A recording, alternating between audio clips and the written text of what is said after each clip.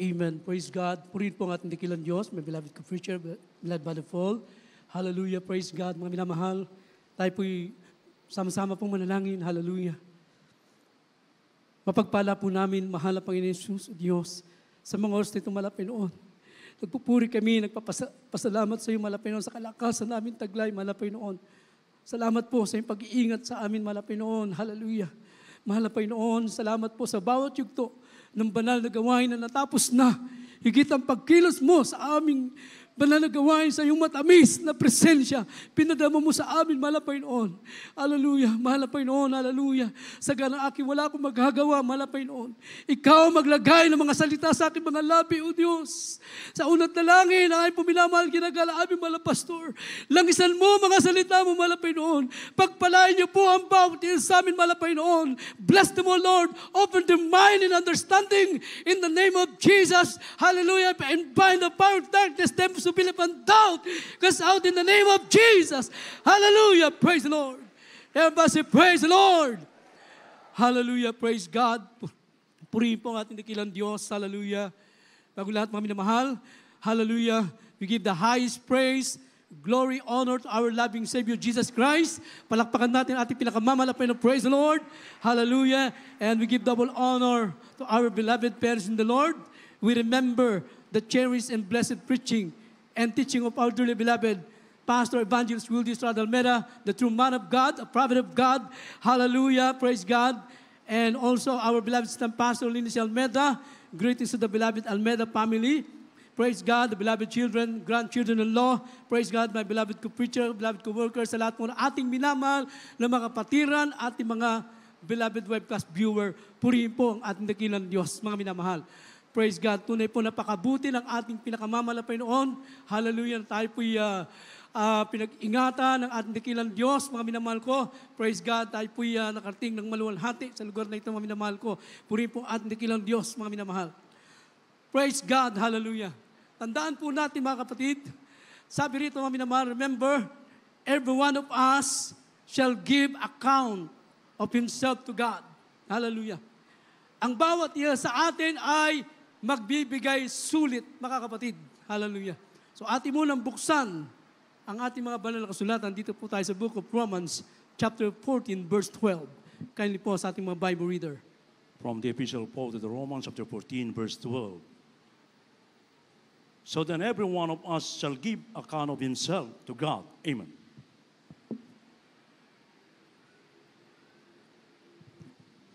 Mga taga-Roma, Kapitulo 14, versikulo 12.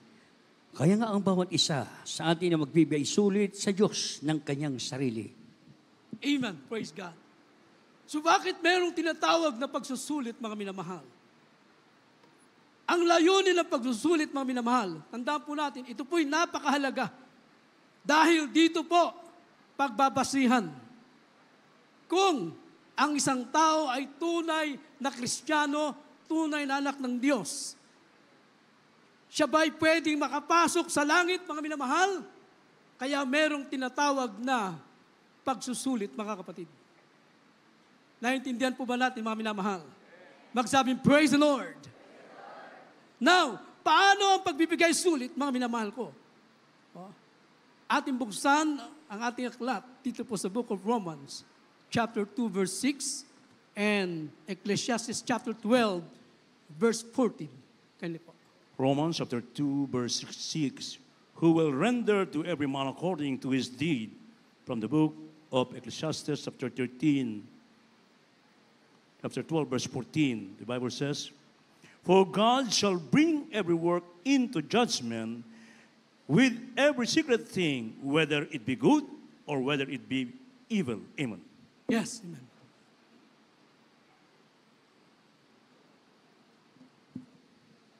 Mga taga-Roma, Kapitulo 6, versikulo 2. O 2:6. Na siya ang nagbibigay sa bawat tao ayon sa kanyang mga gawa.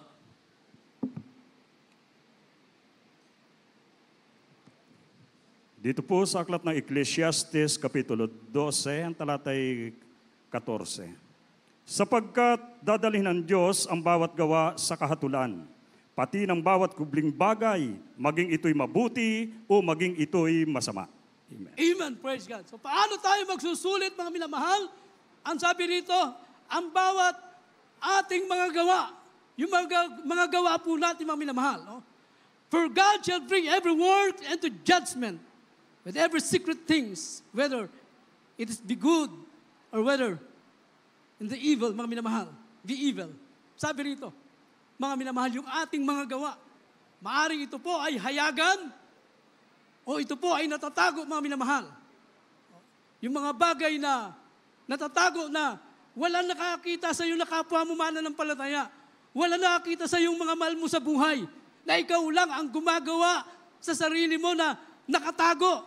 Pero yan pala ay iahayag din. Ipagsusulit din natin sa harapan ng ating dakilang Diyos.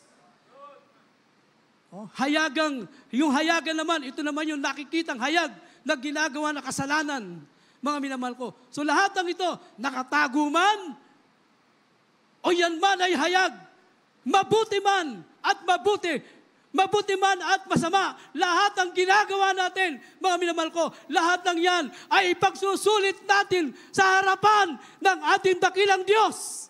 Everybody praise the Lord. Praise God. Kaya kung may pagsusulit, mga kapatid, kung iahayag natin ang lahat ng ating mga gawa, kaya yung mga nagpapanggap lang na Kristiyano, at yung mukhang Kristiyano, mga minamahal, huwag tayong mangamba sa mga bagay na yan. Dahil may pagsusulit, mga minamahal. Hindi ito makakatakas. Mga minamahal, ngayon pwedeng magpakunwari ang ito. Mga minamahal ko, pwede silang magpanggap, pero pagdating ng pagsusulit, mga minamahal, sabi ng Biblia, mga minamahal ko, dadaan ang lahat ng tao. Kaya sabi ng Biblia, mga minamahal ko, may mga nakikita tayo na akala natin sinasabi nila sila yung mga totoong mga mananampalataya o Kristiyano, mga minamahal. Hayaan natin sila, huwag natin silang kainggitan. Ipanalangin natin sila, mga minamahal ko, na sila po'y makapagbago ng pag-iisip at maitama ang kanilang mga lakad. Sabi ng Biblia, mabuti na tayo po, mga minamahal ko, ay lumagay sa ating dakilang Diyos, mga minamahal ko. Praise God. Buong araw, ang ating ginagawa ay nasa kalooban ng Diyos. Palakpakan natin ang ating pinakamamalapay. Buksan po natin ang Proverbs chapter 23, verse 17.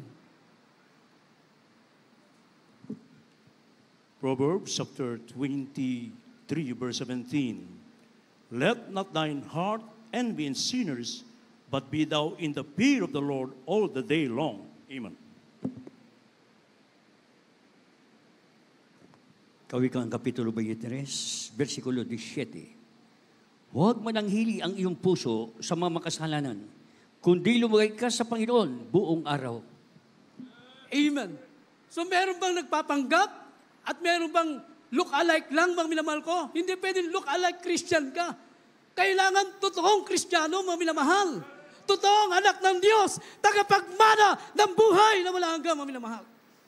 Gaya na sinasabi ng Biblia, mga minamahal ko, ay noon pa man yan, mga minamahal ko, from Old Testament to New Testament, up to the present, meron na mga ganon, mga minamahal ko. Sabi ng Biblia, Mark chapter 7, verse 6,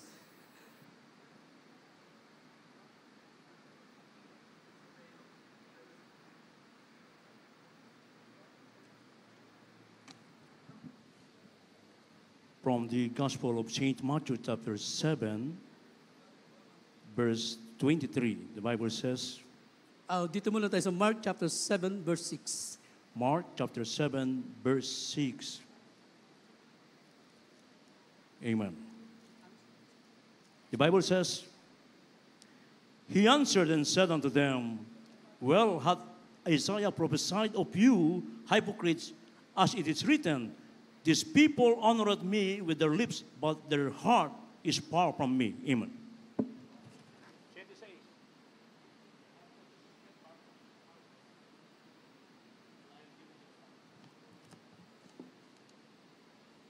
Dito po sa aklat ng Marcos, Kapitulo 7, ang talata po ay 6.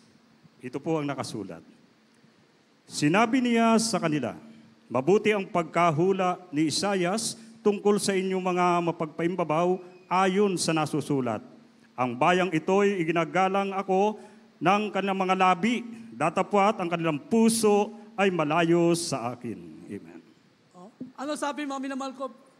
Ginagalang ako, ang bayang ito'y ginagalang ako ng kanilang mga labi, mga minamahal. Datapwat ang kanilang mga puso'y malayo sa akin. Paimbabaw na paglilingkod, mga minamahal ko. Na nung araw, akala natin, pagmulat natin,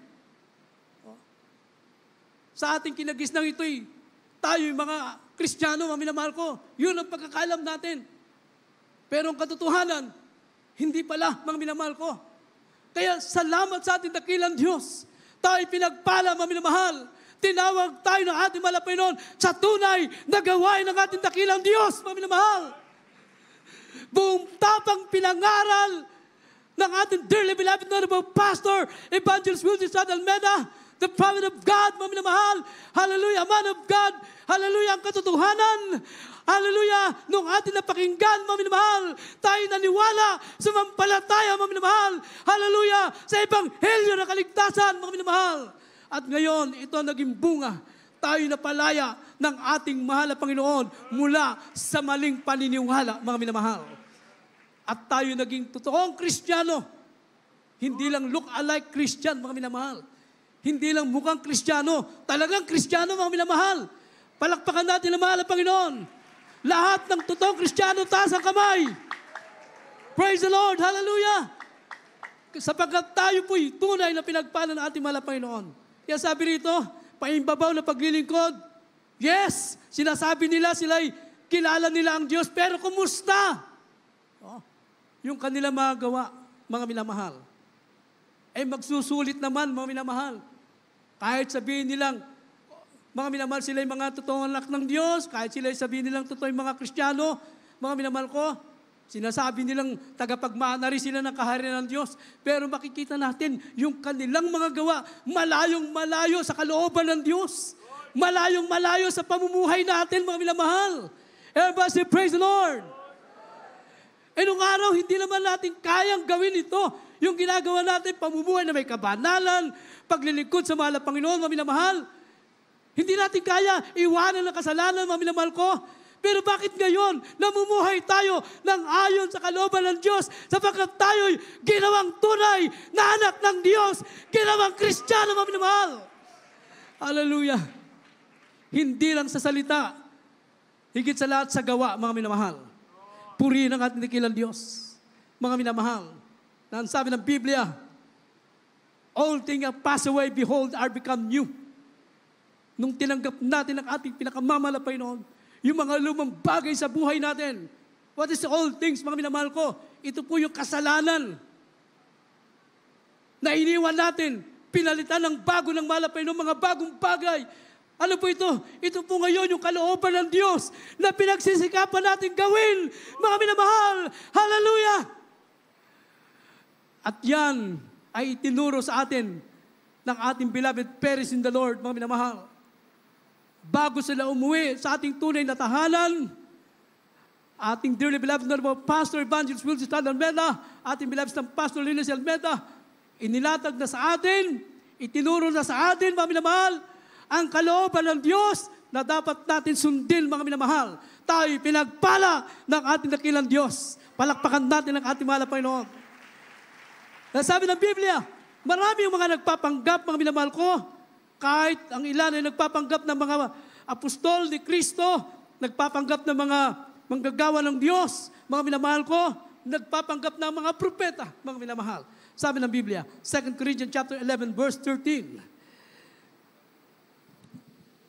2 Corinthians chapter 11, verse 13. For such are false apostles, deceitful workers, transforming themselves into the apostles of Christ. Amen.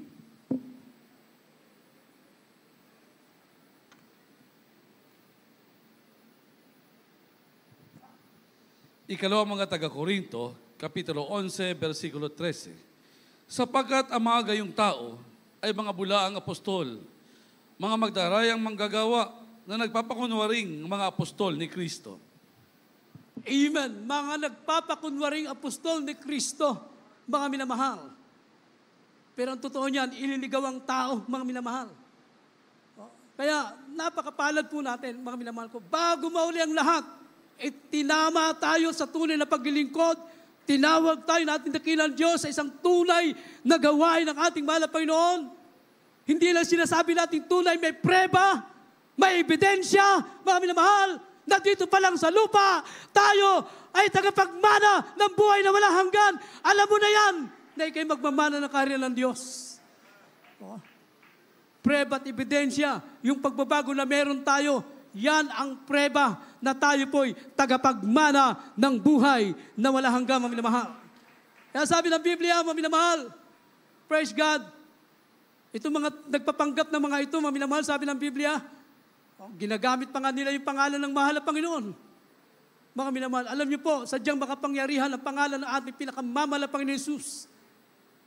Minsan kahit wala pa sa gawain, sa tunay na gawain ng mahal na Panginoon, pag nasa mga bingit ng panganib, nababanggit nila yung pangalan ng mahal na Panginoon Jesus, o yung kapangyarihan ng mahal na Panginoon, nagmamanifest niya, mga minamahal, nililigtas din sila.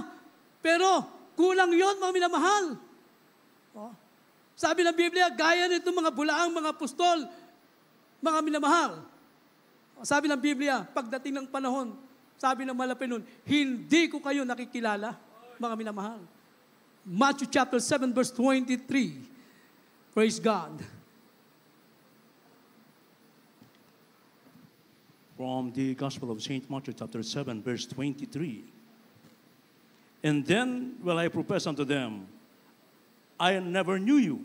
Depart from me, ye that work iniquity. Amen.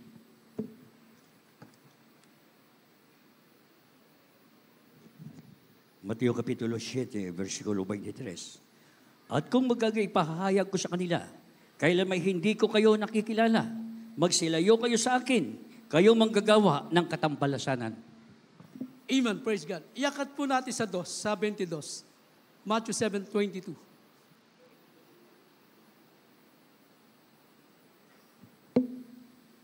Dito po sa Mateo Kapitulo 7, versikulo 22. Marami nagsasabi sa akin sa araw na iyon, Panginoon, hindi ba nagsisihula kami sa iyong pangalan? At sa pangalan mo nagpapalayas kami ng mga demonyo. At sa pangalan mo nagsigawa kami ng maraming gawang makapangyarihan. Amen. No? Sinasabi, gumawa din sila, mga minamahal, magpapalayas din sila ng masamang espiritu, mga minamahal, pero pagdating ng panahon, hindi sila tinatanggap ng mahal na Panginoon. Bakit sila gumagawa ng katampalasanan, mga minamahal ko? Minsan, ito yung mga nakaranas ng himala, pinagpala ng mahal na Panginoon sa tunay na gawain ng mahal na Panginoon, tapos umalis, mga minamahal ko. Kaya natutunan nila na gamitin ang pangalan ng ating pinakamamahal na Panginoon Jesus dahil ito'y makapangyarihan. Dahil makapangyarihan talaga ang pangalan ng mahal na Panginoon Jesus, mga minamahal ko, kumikilos pa rin. Pero hindi itong magiging basihan. Sabi ng Biblia, kaya sabi ng mahal na Panginoon, hindi ko kayo nakikilala, mga minamahal ko. Kaya, mga minamahal ko, sabi ng Biblia, praise God, hallelujah, lahat ng mga ito na nagpapanggap, hindi makalulusot yan. Bakit? Dadaan po lahat ang tao sa pagsusulit, mga minamahal ko. Lahat tayo ay mahayag sa harapan ng ating dakilang Diyos. Everybody, praise the Lord. Kung meron mga nagpapanggap ng mga bulang propeta, mga minamahal ko, at mga apostol, mga minamahal ko, kahit nga si Satanas mag-transform pa yan na anghel, mga minamahal, para lang iligaw ang tao, ginagawa niya yan, mga minamahal ko. Ating buksan ng 2 Corinthians chapter 11, verse 14 up to 15. Magkasunod na po nating basahin. 2 Corinthians chapter 11 verses 14 and 15. And no marvel, for Satan himself is transformed into an angel of light. Therefore it is no great thing if his ministers also be transformed as the ministers of righteousness, whose end shall be according to their works. Amen.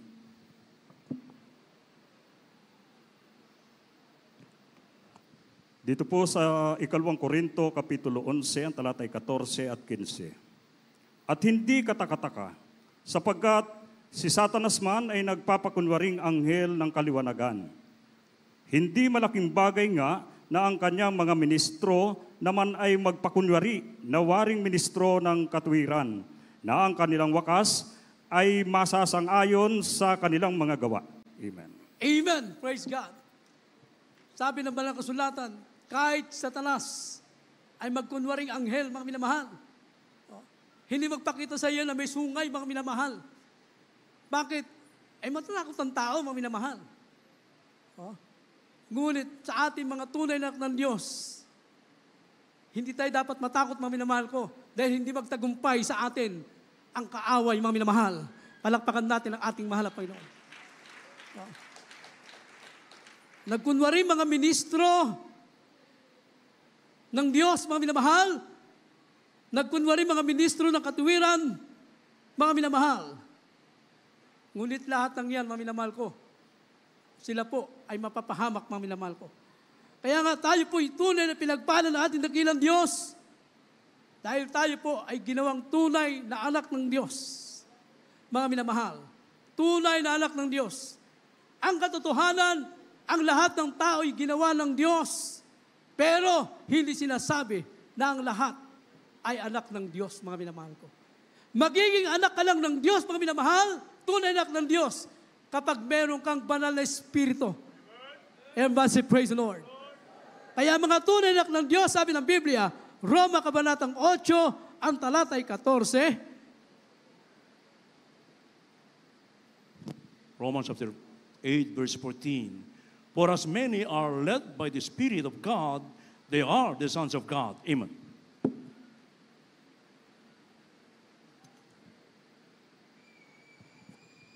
Mga taga-Roma, Kapitulo 8, versikulo 16.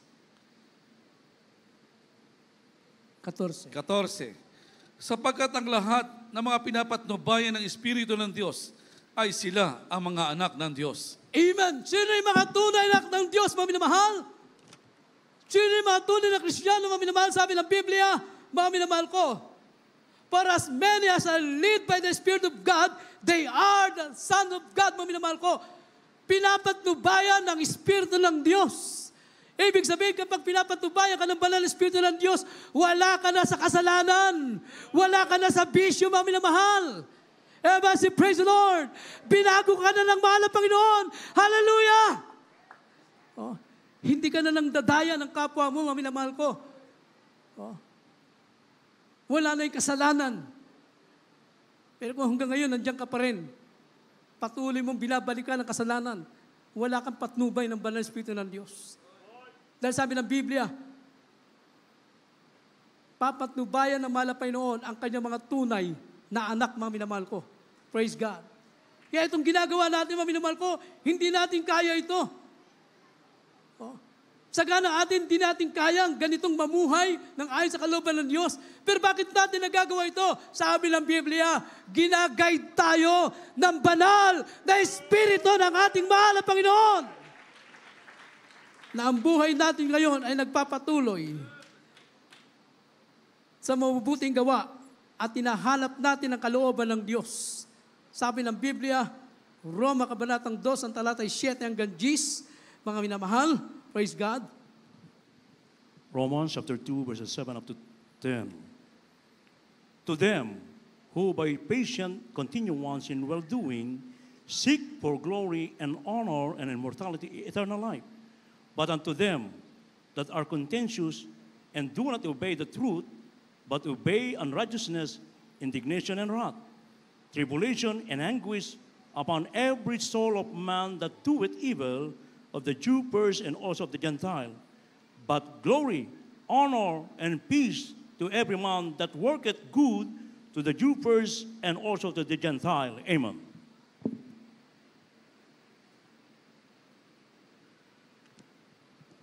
Mga taga-Roma, Kapitulo 2, versikulo 7 hanggang 10. Sa mga nagsisipagtiyaga sa mabuting gawa, sa paghanap ng kaluwalhatian at puri at ng di pagkasira ay ang buhay na walang hanggan. Darapot ang sa mga palaway at mga hindi nagsisitalima sa katotohanan, kundi bagkus nagsisunod sa kalikuan ay ang kagalitan at kapuutan. Kapigatian at kapisan ay sa bawat kaluluwa ng tao na gumagawa ng masama, ng Hudyo, una-una, gayon din sa Grego. Dito po sa Gis. Datapot ang kaluwalhatian at karangalan at kapayapaan at sa bawat taong gumagawa ng mabuti sa Hudyo at una-una ay gayon din sa Grego. Amen. Praise the Lord. Amen. Puri naman ang Panginoon. Praise God. Hallelujah. Kaya sa tunay na mga anak ng Diyos, mga minamahal, tunay mga Kristiyano, tayo nagsisipagtiyaga sa mabuting gawa, mga minamahal ko. Paghahanap ng kaluwalhatian at pagpupuri sa mahal na Panginoon, sabi ng Biblia, ito ngayon ang buhay natin, mga minamahal ko. Ginagawa natin lahat ng bagay sa ikakaluwalhati ng ating dakilang Diyos. Everybody say, praise the Lord. Oh.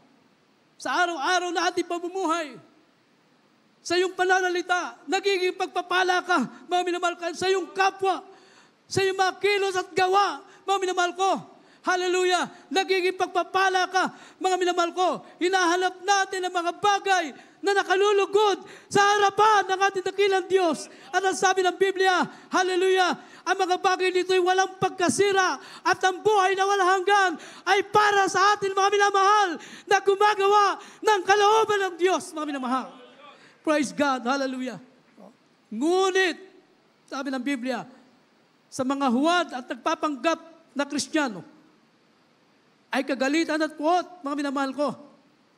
Sabi ng Biblia, sa mga palaaway, hindi nagsitalima sa katotohanan, kundi bagkus nagsisunod sa kalikuan, ang kagalitan at kapuutan ang naghihintay sa kanila, mga minamahal ko.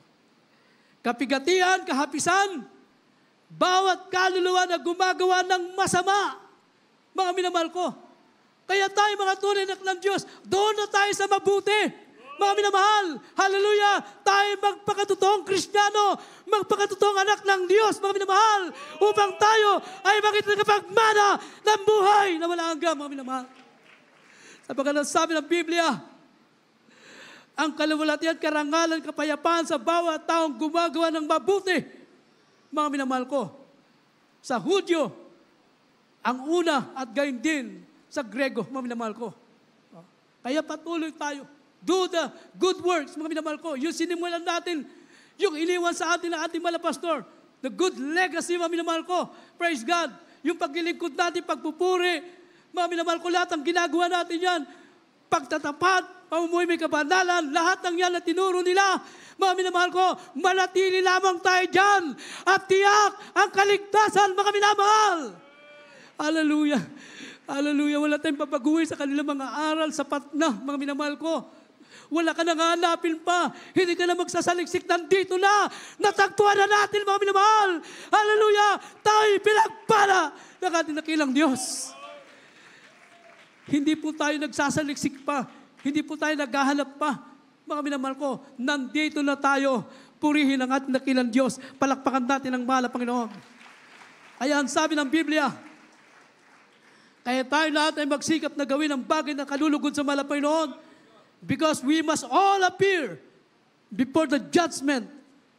Mga minamahal ko, sabi ng Biblia, 2 Corinthians chapter 5, verse 10, mga minamahal.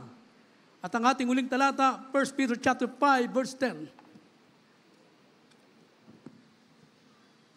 Dito po sa 2 Corinthians chapter 5, verse 10. For we must all appear before the judgment seat of God, that everyone may receive the things done in his body according to that he hath done, whether it is be good or bad. Amen.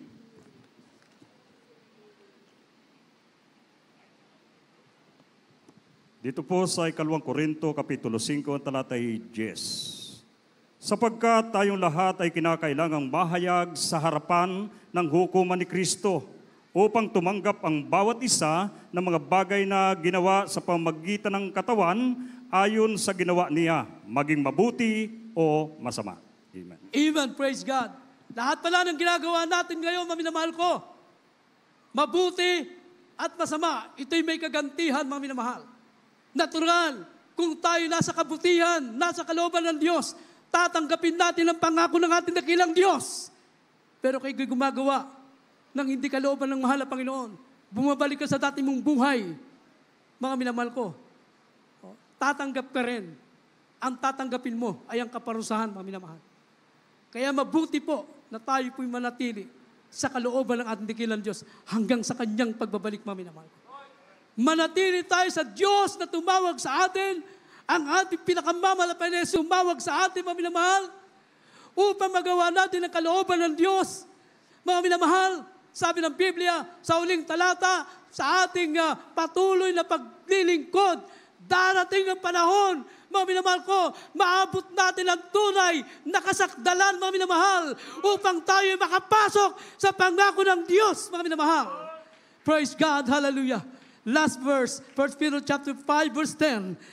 Hallelujah. 1 Peter chapter 5, verse 10. But the God of all grace, who hath called us unto his eternal glory by Christ Jesus, after that ye have suffered a while, make you perfect, establish, strengthen, settle you. Amen.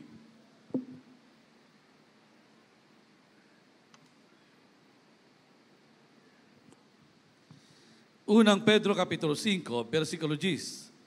At ang Diyos ng buong biyaya na sa inyo'y tumawag sa kanyang walang hanggang kalawalatian kay Kristo, pagkatapos sa kayo'y makapagbatang sandaling panahon, ay siya rin ang magpapasakdal, magpapatibay, magpapalakas sa inyo. Amen, praise God. Mapalad po tayo na tayo tinawag ng mahal na Panginoon. Marami mga tao ngayon, hanggang ngayon nagsasaliksik pa. Hinahanap nila ang tunay na gawain ng Diyos. Hinahanap nila ang kalooban ng mahal na Panginoon. Pero tayo po narito na. Pinagpala na po tayo ng ating dakilang Diyos, mga minamahal. Hallelujah. Isasagawa na lamang natin ang kalooban ng Diyos. Ipagtatrabaho na lamang natin ang ating kaligtasan. Tiyak na, mga minamahal. At ang sabi ng Biblia, sa ating konting pagtitiis, mga minamahal, hallelujah, maabot natin ang kasakdalan. Sapagkat ang Diyos ang magpapasakdal sa atin. Siya po ang magpe-perfect sa atin. Siya ang maglilinis sa atin, mga minamahal. Pagkatapos natin maging malinis, maging sakdal, tayo po'y pagtitibayin ng ating dakilang Diyos. Palalakasin tayo, mga minamahal, upang tayo ay manatili sa kalooban ng Diyos, mga minamahal. Wala po tayong ibang dapat gawin, kundi ibigay natin ang sarili natin sa mahal na Panginoon. Ibigay natin ang ating puso sa Kanya, ang ating kaluluwa. Mahal na Panginoon, Ikaw nang bahala sa buhay ko. Hallelujah. Sapagkat ang ating dakilang Diyos ay tunay na mapagkakatiwalaan ng ating buhay, mga minamahal ko. Siyang magpapasakdal sa ating buhay, maglilinis, upang tayo po ay makatiyak at makapasok sa kaharian ng Diyos. Umawi tayo sa mahal nating mga minamahal. Habang tayo maawit, mga minamahal, praise God. Minsan pang damin natin ang banal na presensya ng mahal na Panginoon na ito po'y nagpapatibay sa atin, mga minamahal ko. Hindi po tayo magiging matibay kung walang banal na Espiritu ng mahal na Panginoon. Without the Spirit of God, hallelujah, mahina tayo, mga minamahal ko. Pero nagiging malakas tayo dahil sa presensya ng ating mahal na Panginoon. At ito po lagi natin hinahangad na mapapurihan ang ating mahal na Panginoon. Hallelujah, praise the Lord, hallelujah. Ay umawit, mga minamahal.